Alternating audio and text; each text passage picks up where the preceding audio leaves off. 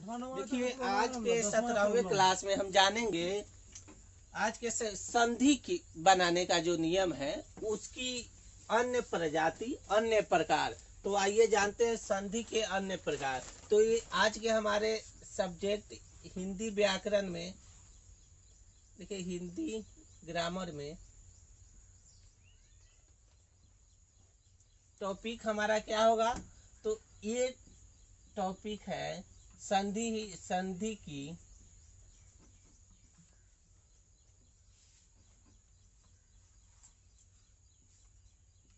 अन्य प्रकार। संधि के जो हिंदी व्याकरण में हिंदी की जो अन्य संधियां है तो उसी अन्य हिंदी की अन्य संधियां। यहाँ देखिए हमारा टॉपिक है हिंदी की अन्य संधियां। हिंदी की अन्य संधियां। अन्य संधियां जैसे देखिए संधि बताए थे तो संधि के बारे में हम बताए थे, इसके 3 प्रकार हैं। देखिए संधि के 3 प्रकार की चर्चा किए थे जब संधि हम बताए थे। तो स्वर संधि, व्यंजन संधि और विसर्ग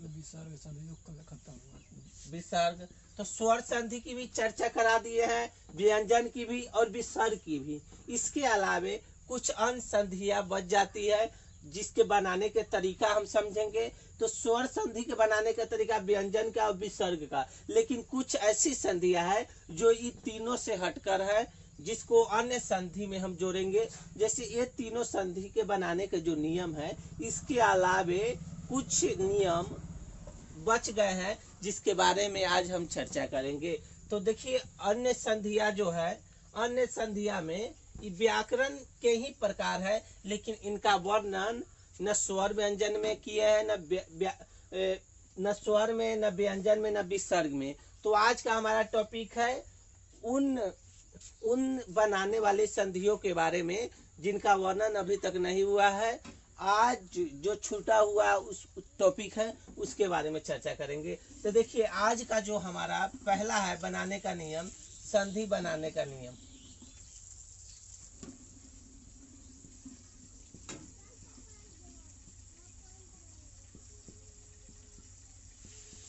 देखिए संधि बनाने का नियम या संधि का नियम डायरेक्ट बनाते किस तरह है इसके बारे में जानेंगे। देखिए पहला है यदि म के आगे, यदि म के आगे कोई स्पर्श व्यंजन, म के आगे कोई स्पर्श व्यंजन, स्पर्श व्यंजन आए तो यदि म के आगे कोई स्पर्श व्यंजन आए तो म के स्थान पर आए तो म के स्थान पर, म के स्थान पर आए तो म के स्थान पर उसी वर्ग का देखिए उसी वर्ग का पांचवा वर्ण हो जाता है, पांचवा वर्ण हो जाता है, पांचवा वर्ण हो जाता है। देखिए संधि बनाने के नियम क्या है। संधि की जो हिंदी की जो अन्य संधियां है उसमें आज का हमारा टॉपिक है तीनों संधि खत्म हो जाने के बाद जो तरीका बच गए हैं उन पर विशेषकर हम चर्चा करेंगे। तो यहाँ देखिए संधि बनाने का नियम या संधि का नियम, जो बचा हुआ संधि है उसके बारे में चर्चा कर रहे हैं। तो देखिए यदि म के आगे कोई स्पर्श व्यंजन हो आए तो म के स्थान पर उसी वर्ग का पांचवा वर्ण होगा। जैसे कवर्ग का होगा तो पांचवा हो जाएगा, उसी वर्ण का पांचवा हो जाता है। तो देखिए जैसे सम प्लस कर,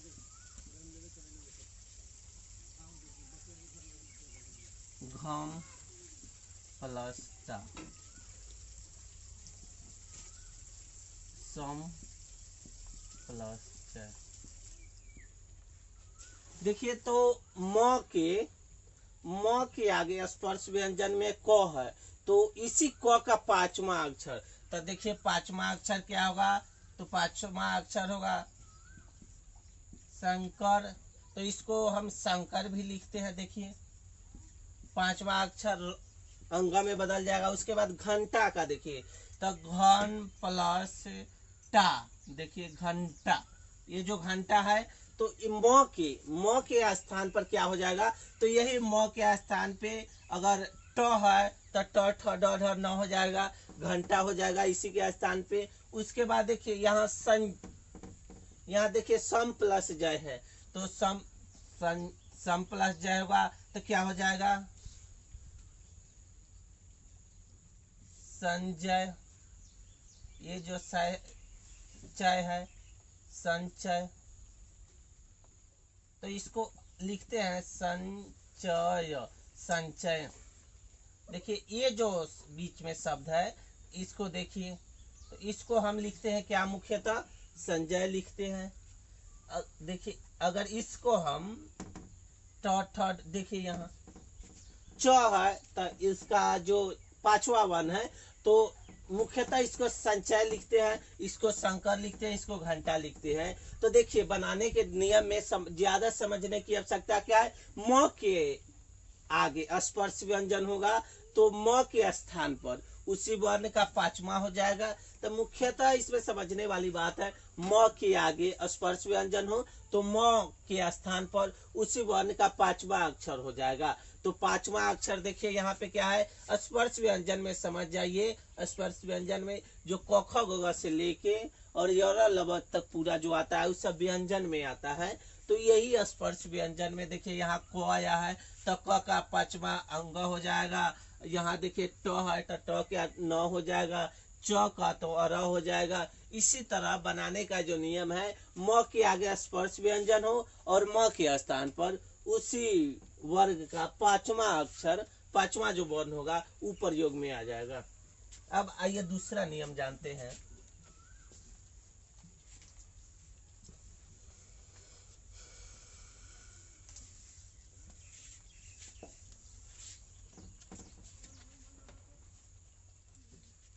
देखिए उसके बाद दूसरा हमारा नियम क्या कहता है, तो इसमें यदि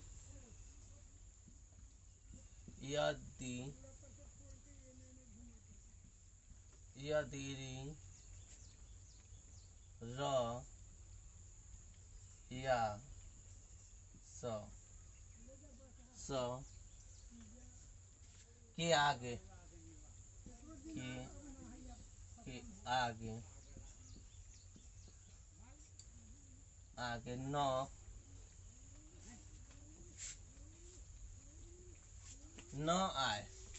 आए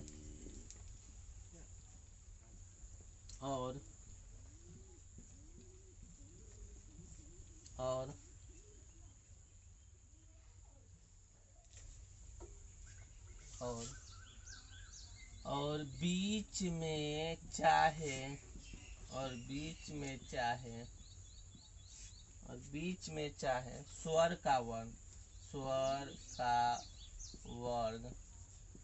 और बीच में चाहे स्वर का वर्ग पवर्ग स्वर का वर्ग पवर्ग अनुस्वार अथवा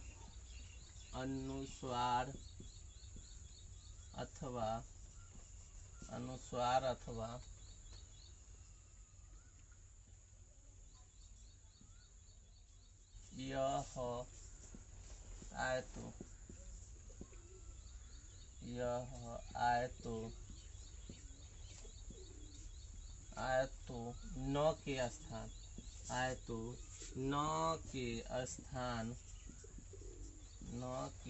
स्थान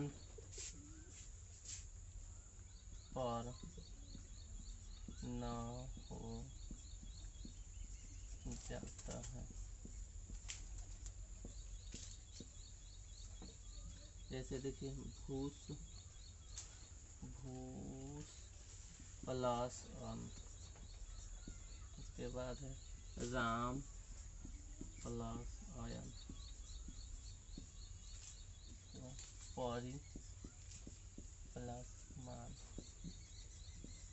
देखिए दूसरा जो हमारा तरीका है संधि बनाने का, वो देखिए यदि री र या बुधन्य स के आगे न आए। देखिए ये जो तीनों है, यदि री र या स के आगे न आए और बीच में चाहे स्वर का वर्ण, पवर्ग, अनुसार अथवा य से लेकर ह तक आए तो न के स्थान पर कौन सी न हो जाएगा, तो बड़ी न हो जाएगा। तो यहाँ समझना क्या है, देखिए यदि री र या स के आगे न आए, तो री र या स के आगे न आए और बीच में या स्वर वर्ण हो या पवर्ग हो या अनुस्वार हो या यर लवा का कोई अक्षर आए तो न के स्थान पे बड़ी न हो जाएगा। तो यहाँ पर देखिए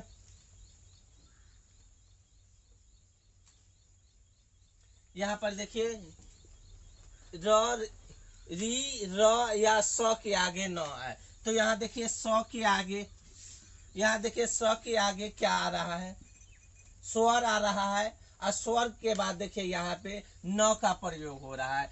तो यही स के बाद स्वर का प्रयोग हो रहा है और स्वर्ग के बाद न है, तो यही न बड़ी र में प्रयोग हो जाएगा। तो देखिए हम लिखेंगे भूषण, भूषण। उसके बाद देखिए यहाँ पर देखिए र के साथ म का प्रयोग हो रहा है, मतलब र के आगे म का प्रयोग हो रहा है और म के बाद यहाँ देखिए अ का और य का भी प्रयोग हो रहा है और उसके साथ न है। तो इसको किस तरह लिखेंगे, तो रामायण या रामायण हो जाएगा। उसी के बाद देखिए परिमाण, यहाँ देखिए पवर्ग के साथ, यहाँ पे लिखा हुआ है पवर्ग के साथ। देखिए पवर्ग के साथ हर्षी स्वर है और उसके बाद म है और म के साथ न का प्रयोग किया गया है, तो यही न, देखिए यही न बड़ी न में बदल जाएगा। तो जैसे ही बड़ी न में बदलेगा तो उसके बाद लिखेंगे परिमाण। देखिए इसमें समझने के लिए क्या है, तो री र या बुधन्य स के आगे न आएगा और बीच में कोई स्वर होगा और या पवर्ग अनुसार होगा या र लवा में से कोई आएगा तो न के स्थान पे बड़ी न हो जाएगा। तो यहाँ पे देखिए समझने के लिए ये तीनों है, री र या स के आगे न आएगा और बीच में कोई भी स्वर होगा, पवर्ग होगा, अनुस्वार होगा, तो वही न को बड़ी न में परिवर्तित कर देंगे। ये हमारा बनाने का दूसरा टॉपिक था। अब तीसरे टॉपिक के बारे में चर्चा करते हैं।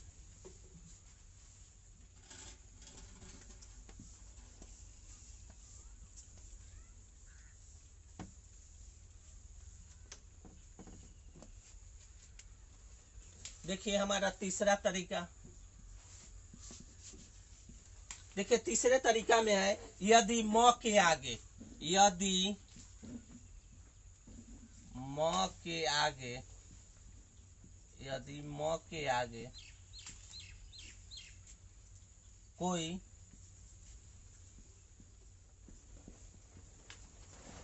अंतस्थ या ऊष्म व्यंजन, ऊष्म व्यंजन अंतस्थ या ऊष्म व्यंजन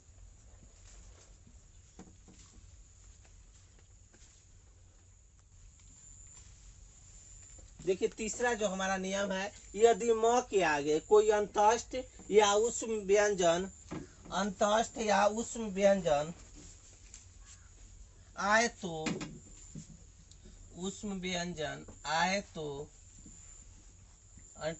अंतस्थ या ऊष्म व्यंजन आए तो य र ल व से ह तक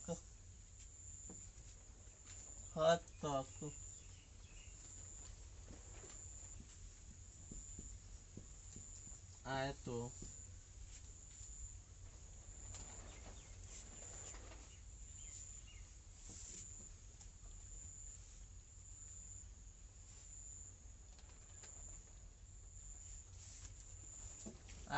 म अनुस्वार में बदल जाता है। देखिए तीसरा जो हमारा नियम है, यदि म के आगे अंतस्थ व्यंजन या उष्म व्यंजन आएगा तो क्या होगा मुख्यतः, देखिए उस अंतस्थ व्यंजन या उष्म व्यंजन यहाँ देखिए उष्म व्यंजन आए तो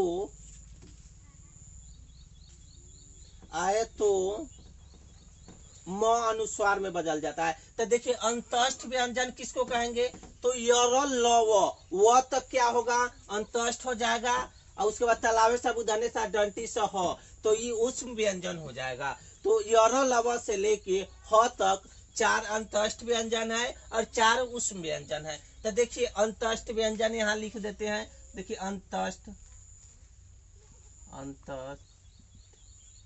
व्यंजन हो जाएगा। देखिए अंतस्थ व्यंजन में क्या होगा, य र ल व हो गया 4 सा। अब देखिए उष्म व्यंजन में क्या क्या होगा, उष्म व्यंजन में देखिए तलावे सा बुधने सा डंटी सा और ह।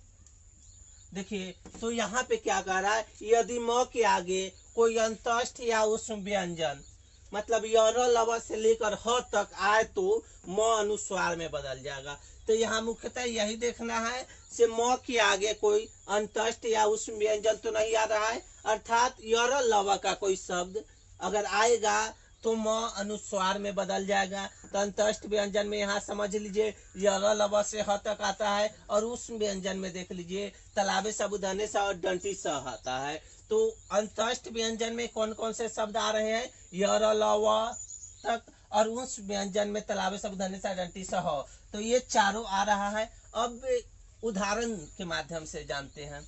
देखिए यहाँ उदाहरण सम प्लस सार, यहाँ देखिए सम प्लस सार। दूसरा सम प्लस योग, सम प्लस योग। उसके बाद यहाँ तीसरा समझिए सम प्लस रक्षा, सम प्लस रक्षा। तो देखिए यहाँ पे क्या कहा जाए, यदि म के आगे, देखिए म के आगे यहाँ क्या है, यर लव का शब्द है, तो यही म अनुस्वार में बदल जाएगा। तो इसको कहेंगे संसार। देखिए संसार कहेंगे इसको, यदि म के आगे अंतस्थ व्यंजन या उष्म व्यंजन। तो ये जो स है ये क्या है, उष्म व्यंजन का यहाँ शब्द है। यहाँ देखिए उष्म व्यंजन का ये शब्द है। तो उष्म व्यंजन का शब्द जब आ जाएगा तो म क्या हो जाएगा, अनुस्वार में बदल जाएगा। तो यही सम प्लस सार है, तो जो म है वो अनुस्वार में यहाँ बदल जाएगा तो संसार हो जाएगा। दूसरा देखिए यदि म के आगे, यहाँ देखिए म है, म के आगे क्या है, म के आगे अंतस्थ व्यंजन य है। यहाँ देखिए म के आगे य है, तो यह हम देखेंगे किस में है, अंतस्थ या उस पे होना चाहिए। तो देखिए यहाँ अंतस्थ व्यंजन में है, तो यही म अनुस्वार में बदल जाएगा। तो इसको कहेंगे संयोग। उसके बाद तीसरा देखिए सम प्लस रक्षा है, तो म के आगे क्या है, यहाँ पे देखिए तरीके के अनुसार समझेंगे। म के आगे क्या है, तो म के आगे क्या है, र है, और र जो शब्द है देखिए अंतस्थ व्यंजन का शब्द है। तो यही म जो शब्द है अंतस्थ व्यंजन का शब्द है, और म के स्थान पे क्या हो जाएगा, अनुस्वार हो जाएगा। तो संरक्षा हो जाता है, संरक्षा। सम प्लस रक्षा है तो संरक्षा हो जाएगा। तो इसी तरह देखिए रक्षण था तो संरक्षण हो जाएगा। यहाँ अगर संरक्षा कहेंगे तो संरक्षा हो जाएगा। देखिए यहाँ पे आप अगर संरक्षण लिखते हैं संरक्षण हो जाएगा, और संरक्षा सम प्लस रक्षा लिखते हैं तो समरक्षा भी हो जाता है यहाँ पे। तो देखिए म के आगे यहाँ पे मुख्यतः समझना है हमको, से म के आगे क्या अंतस्थ या उष्म व्यंजन है, तो अंतस्थ व्यंजन में यह र ल व तक आता है, और यहाँ उस व्यंजन में तालाबे साबुदाने सा डंटी सा ये तीनों शब्द आते हैं। तो हमको समझना है उष्म व्यंजन और अंतस्थ व्यंजन में अंतर। तो उष्म व्यंजन क्या है, य र ल व तक होता है, अंतस्थ व्यंजन य र ल व तक होता है, और उष्म व्यंजन होता है तालाबे साबुदाने सा डंटी सा हो, ये चारों होता है। तो मुख्यतः हमको समझना है इसमें अंतस्थ व्यंजन और उष्म व्यंजन जैसे समझ जाएंगे म के आगे लग रहा है तो म को अनुस्वार में परिवर्तित कर देते हैं। अब आइए चौथा तरीका के बारे में अब जानते हैं।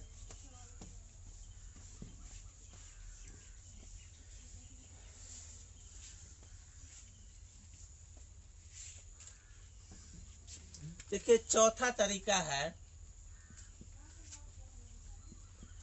ब के बाद, यहाँ देखिए चौथा तरीका ब के बाद ह होने पर, ब के बाद ह होने पर, ह होने पर, देखिए ब के बाद ह होने पर ब का भ में, ब का भ में, ब का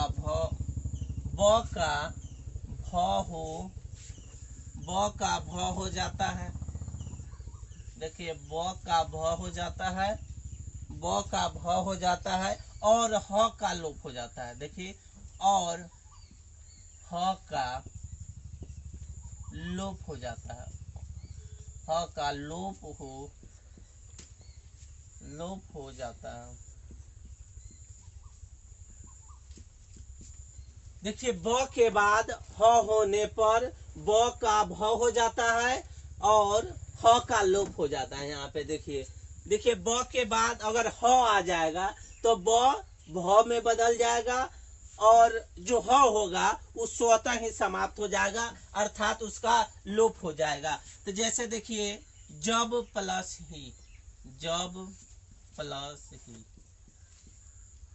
उसके बाद तब प्लस ही,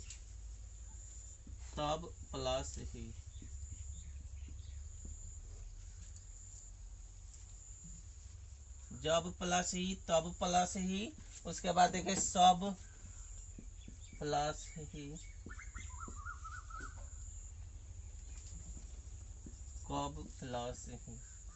देखिए तो यहाँ तरीके के अनुसार समझते हैं। ब के बाद ह है, ह होने पर ब भ में बदल जाता है और ह का लोप हो जाएगा। यहाँ देखिए ब के बाद ह होने पर, तो यहाँ ब के बाद ह है तो ब भ में बदल जाता है। तो ये देखिए ब भ में बदल जाता है। तो देखिए इसको लिखेंगे कैसे,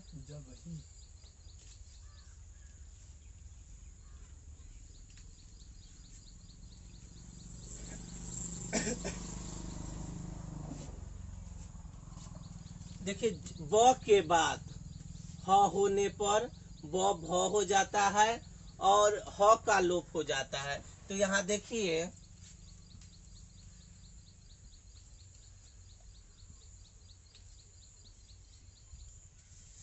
अब प्लस ही, यहाँ देखिए ब के बाद ह होने पर ब भ हो जाता है। तो यहाँ देखिए ब के बाद ह होने पर ब क्या हो जाता है, भ हो जाता है और ह हट जाता है। तो ये हो जाएगा अभी, ये जो शब्द है अभी हो जाएगा। तो देखिए ब के बाद ह होने पर ब भ में बदल जाएगा और ह का लोप हो जाएगा। उसी तरह दूसरा उदाहरण के माध्यम से समझिए, से ब के बाद ह होने पर तो ब भ हो जाएगा और ह का लोप हो जाएगा। तो इसको लिखेंगे तभी, इसको तभी लिखेंगे। उसके बाद देखिए सब प्लस ही लिखा हुआ है, तो ब के बाद ह है तो ये भ में बदल जाएगा, तब सब भी हो जाएगा। क्योंकि ह हमेशा के लिए हटा दिया गया है, लोप कर दिया गया है। यहाँ देखिए ब के बाद ह होने पर ब भ में बदल जाएगा, तो देखिए ब को भ में बदल दिए और ह का लोप हो जाएगा, हट जाता है ह। अब आइए पांचवा तरीका इसका बता रहे हैं हम, पांचवें तरीके के बारे में। पांचवा तरीका भी इसी की तरह है। देखिए पांचवा तरीका इसी के तरह है, उसमें थोड़ा सा डिफरेंस है। अब देखिए पांचवा तरीका, हाँ के बाद हाँ के बाद हाँ के बाद ह आने पर देखिए हाँ के बाद ह आने पर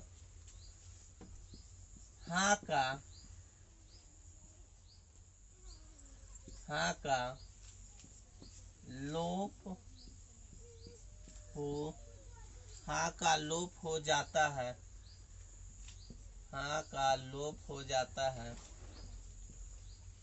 हाँ का लोप हो जाता है। लोप देखिए लोप होकर बने हुए शब्द, देखिए लोप होकर बने हुए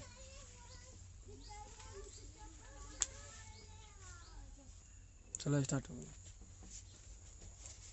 पांचवा, देखिए पांचवा जो तरीका के बारे में जानते हैं, हाँ के बाद, यहाँ देखिए हाँ के बाद ह आने पर, हाँ के बाद ह आने पर देखिए हाँ के बाद ह आने पर हाँ का लोप, हाँ का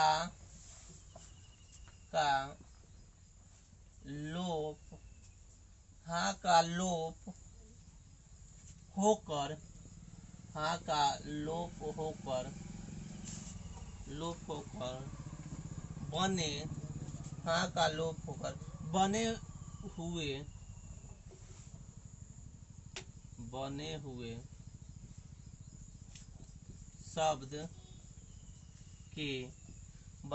शब्द के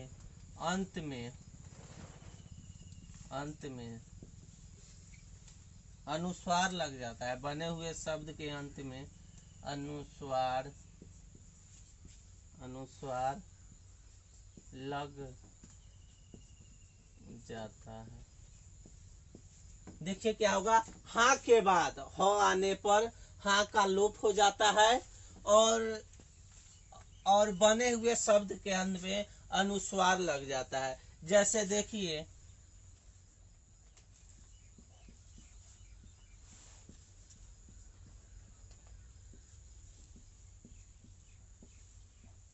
जैसे में देखिए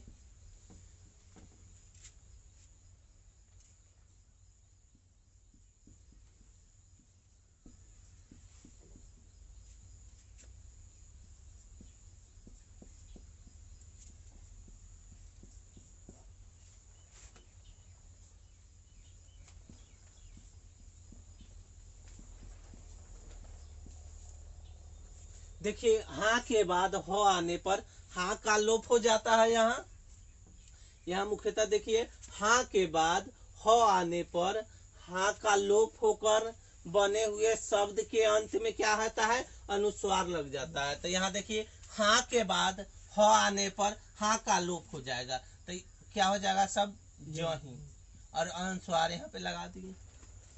उसी तरह आगे देखिए कहाँ प्लस ही, तो हाँ आने पर हाँ चंद्र बिंदु के साथ होगा। देखिए यहाँ हाँ आने पर हाँ के बाद ह आ जाता है, तो हाँ का लोप हो जाएगा। हाँ का लोप देखिए हो जाता है तो लिख होता है कहीं, तो जब यही ना होगा तो यही लिखा है यही। उसके बाद देखिए वहां प्लस ही, तो यहाँ देखिए हाँ के बाद ह आया है यहाँ, तो हाँ का लोप हो जाता है, तो देखिए हो जाएगा वही, और उसके बाद अनुस्वार लग जाता है। उसी तरह देखिए हाँ के बाद यहाँ देखिए इस पर विशेष ध्यान देना होगा, हाँ कहाँ है, तो हाँ के बाद ह आया है, और ह जब आ जाएगा हाँ के बाद तब हाँ का लोप हो जाएगा, और जो शब्द बन रहा है उसके अंत में अनुस्वार लग जाता है, तो ये शब्द हो जाएगा जहीं। देखिए तरीके के अनुसार हाँ के बाद, यहाँ देखिए हाँ के बाद ह आने पर हाँ का लोप हो जाता है, और बने हुए शब्द के अंत में अनुस्वार लग जाता है। तो यहाँ मुख्यतः देखेंगे हाँ कहाँ है, और उसके बाद ह जो आ रहा है, तो जो हाँ है इसका लोप हो जाता है, और उस जगह पे ह का प्रयोग किया जा रहा है, और उससे जो शब्द बनेगा उसके अंत में अनुस्वार लग जाता है। तो यही है हिंदी की अनुसंधियां, जो स्वर, व्यंजन और विसर्ग के अलावा प्रयोग में मुख्यतः लाया जाता है। उस सब के बारे में हम चर्चा किए थे। से हिंदी की जो संधियां है, स्वर, व्यंजन और विसर्ग के बाद जो बच जाती है उसकी चर्चा आज हम किए थे। तो ये जो हमारा 17वां वीडियो है, क्लास 17, आज का 17वां टॉपिक, उसमें हम बताए हैं स्वर, व्यंजन और विसर्ग के बाद जो संधियां बच गई थी उसके बारे में। तो आज हमारा संधि का जो टॉपिक था वो पूर्णतः समाप्त हुआ।